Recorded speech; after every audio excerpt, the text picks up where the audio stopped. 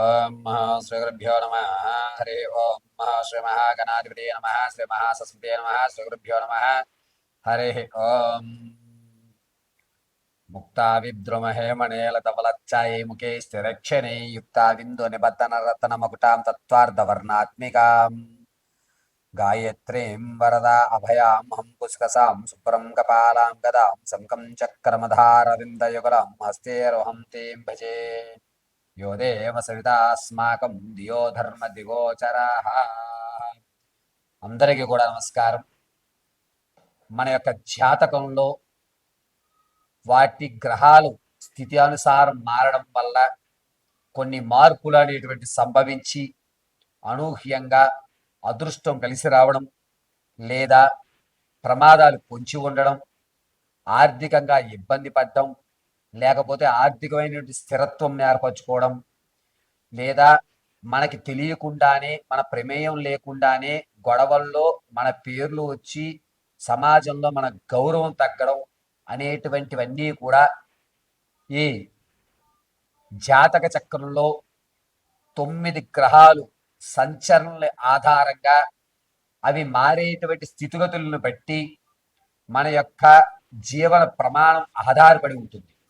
అయితే ఈ 18వ తారీఖు నుంచి ప్రారంభం చేసుకుని వచ్చే నెల 18వ తారీఖు వరకు కూడా, అంటే నవంబర్ 18వ తారీఖు వరకు కూడా రవి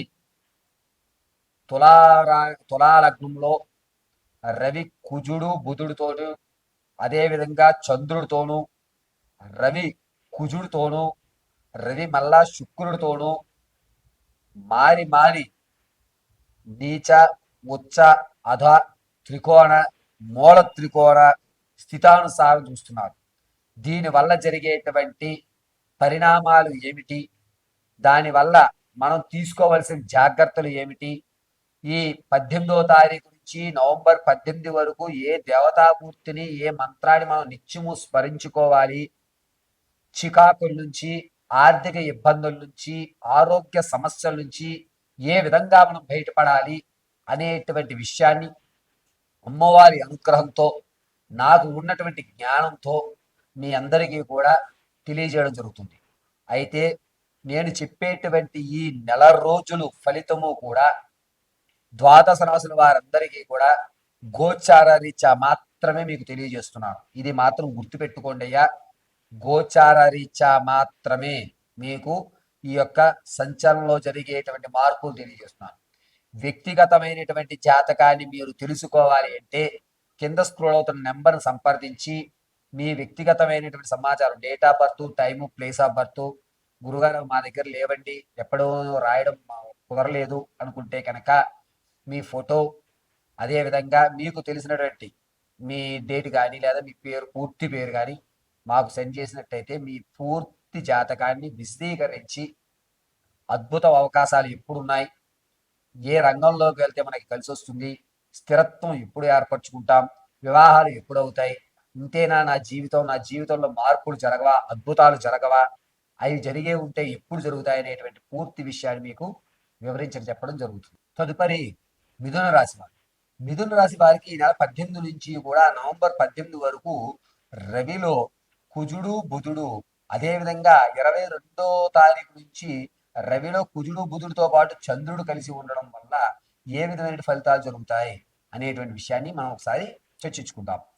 18వ తారీఖు నుంచి ప్రారంభం చేసుకుని రవిలో బుధుడు కుజుడు ప్రవేశించడం వల్ల మిథున రాశి వారికి దైవానికి సంబంధించినటువంటి ఆధ్యాత్మికంలోకి వెళ్ళడం, ఏదో తెలియనటువంటి బాధను లోపల కృంగిపోవడం, నా బాధ ఎవరు తీర్చలేరు, ఆఖరికి భగవంతుడు కూడా నా బాధను తీర్చలేడు అనేటువంటి ఒక విధానానికి వచ్చి ఒంటరిగా ఉండడానికి, 4 గోడల మధ్య మాత్రమే ఉండడానికి మీరు ఆలోచన చేయడం అనేటువంటి జరుగుతుంది. అంతేకాకుండా ఈ 22వ తారీఖున రవిలో చంద్రుడు కుజుడు బుధుడు ఉండడం వల్ల ఆర్థికమైనటువంటి ఇబ్బందులు పీకల వరకు వచ్చేస్తాయి. డబ్బులు ఇవ్వాలి, మీరు ఎలా చెయ్యాలి అనేటువంటి ఒక మెంటల్ టెన్షన్ అనేటువంటి ఎక్కువగా ఏర్పడుతూ ఉంటుంది. మిథున రాశి వారు 22వ తారీఖు నుంచి ప్రారంభం చేసుకుని 28 వరకు కూడా చాలా జాగ్రత్తగా ఉండాలి. ఈ మిథున రాశి వారు ఎవరైతే ఉన్నారో వారిని చాలా జాగ్రత్తగా మనం పరీక్షించుకుంటూ ఉండాలి. వీళ్ళు తప్పుడు నిర్ణయం తీసుకునేటువంటి అవకాశం ఎక్కువ లభిస్తోంది. నా జీవితం అనవసరం, ఇన్ని టెన్షన్లు నేను పడలేను, ఏదైనా చేసేసుకుంటే బాగుంటుంది అన్నటువంటి విధానానికి వచ్చేస్తారు. కాబట్టి మిథున రాశిలో ఉన్నటువంటి వారిని చాలా జాగ్రత్తగా మీరు పరిశీలన చేస్తూ ఉండండి. వాళ్ళు ఎక్కడికి వెళ్తున్నారు, ఏం చేస్తున్నారు, ఎలా ఉంటున్నారు, ఒకసారి 2 సార్లు అబ్జర్వ్ చేసుకోవడం చాలా మంచిది. 24వ తారీఖు నుంచి 28 వరకు మిథున రాశి వారిని కంటికి రెప్పలా కాపాడుకోవాలి. ఇక 28వ తారీఖున రవి ఏకస్థలంలో ఉండడం, అతనితో ఎవరు కూడా జతకట్టకపోవడం వల్ల కాస్త ఇబ్బంది పడుతున్నా సరే ఆరోగ్యం మీద కొన్ని ఇబ్బందులు ఏర్పడి సర్లే ఇన్నాళ్ళు వాడే మందులు ఇంకేం వాడతాంలే అనేటువంటి ఒక ధోరణికి వచ్చేస్తారు. రాజకీయంలో ఉన్న వాళ్ళకి మాత్రం 3వ తారీఖు నవంబర్ 3 నుంచి కలిసి వస్తుంది. మాట విలువ పెరుగుతుంది. ఒక స్థాయి అనేటువంటి మీకు ఏర్పడుతూ ఉంటుంది. ఇక విదేశాలకు వెళ్ళాలి అనేటువంటి కోరిక ఉన్నటువంటి మిథున రాశి వారు 26వ తారీఖున శ్రీకారం చుట్టుకోండి. మంచి అవకాశం కలిగేటువంటి ఏర్పాటు జరుగుతుంది. రవి బుధుడితో కలిసి ఉండడం వల్ల 23 నుంచి 26 వరకు కూడా విదేశాలకు వెళ్ళాలి అనేటువంటి అవకాశం ఉన్న వాళ్ళకి ఖచ్చితంగా విదేశం వెళ్ళేటువంటి అవకాశం లభిస్తూ ఉంటుంది. ఇక సంతానానికి కానీ లేదా ఇంతకు ముందు గర్భం ఇబ్బందులు పడినటువంటి మిస్క్యారీలు అయినటువంటి వాళ్ళు ఎవరైతే ఉంటారో వారికి ఖచ్చితంగా గర్భం దాల్చేటువంటి అవకాశం ఈ నెల 29వ తారీఖు నుంచి నవంబర్ 4వ తారీఖు మధ్యలో శుభవార్త మీరు వినేటువంటి అవకాశం ఏర్పడుతుంది.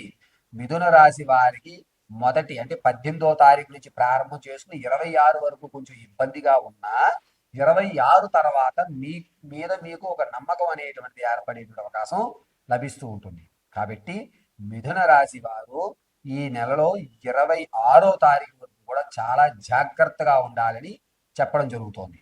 అంతేకాకుండా 3వ తారీఖున రవిలో శుక్రుడు ప్రవేశించడం వల్ల నీ యొక్క టాలెంట్ని ఇతర వాళ్ళు గుర్తించి మిమ్మల్ని ఒక స్థాయిలోకి ఇది కాదురా నువ్వు ఇలా ఉండేవాడు కాదు అని మీకు బూస్ట్ ఇచ్చి మళ్ళా మరొక స్థాయిలోకి మిమ్మల్ని ఏర్పరిచేటువంటి అవకాశాలు కానీ లేకపోతే మీలో ఉన్న ఒక సృజనాత్మకత కానీ బయట పెట్టేటువంటి అవకాశం నవంబర్ 3వ తారీఖు నుంచి 11వ తారీఖు మధ్యలో జరుగుతుంది. దీనివల్ల మీరు మీ యొక్క శక్తి సామర్థ్యాల్ని మీకు మీరు తెలుసుకోవడం అనేటువంటిది ఏర్పడుతూ ఉంటుంది. ఇక మిథున రాశిలో ఉన్నటువంటి వారి ఆరోగ్యం విషయంలో కొంచెం జాగ్రత్త వహించాలి. ఎముకలకు సంబంధించి కానీ లేదా ఈ కాలర్ బోన్లు విరిగిపోవడం అనేటువంటి ఎక్కువ జరిగేటువంటి అవకాశం లభిస్తూ ఉంటుంది. మిథున రాశి వారు మీరు ఈ నెలంతా కూడాను ప్రతి నిత్యము కూడా శ్రీ వెంకటేశ్వర స్వామి వారి యొక్క ఆరాధన కానీ లేదా నేతితో వెంకటేశ్వర స్వామి వారి దీపాన్ని ఏర్పరచుకోవడం కానీ లేదా నిత్యము నమో నారాయణాయ నమః అనేటువంటి మంత్రం కానీ చదువుకోవడం వల్ల ఈ 18వ తారీఖు నుంచి ప్రారంభమయ్యి నవంబర్ 18 వరకు కూడా శ్రీమన్నారాయణ మిమ్మల్ని రక్షిస్తూ ఉంటాడు.